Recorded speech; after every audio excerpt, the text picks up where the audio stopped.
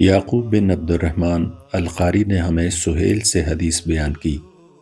انہوں نے اپنے والد سے اور انہوں نے حضرت ابو ہریرہ رضی اللہ عنہ سے روایت کی کہ رسول اللہ صلی اللہ علیہ وآلہ وسلم نے فرمایا، قیامت نہیں آئے گی یہاں تک کہ دریائے فرات سونے کے ایک پہاڑ کو ظاہر کرے گا۔ اس پر لڑتے ہوئے ہر 100 میں سے 99 لوگ مارے جائیں گے، اور ان لڑنے والوں میں سے ہر کوئی کہے گا شاید میں ہی بچ جاؤں گا اور سارے سونے کا مالک بن جاؤں گا۔ صحیح مسلم حدیث 7272۔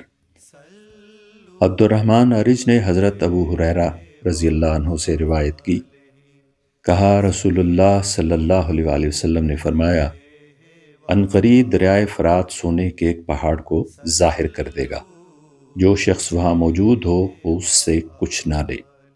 صحیح مسلم حدیث 7275۔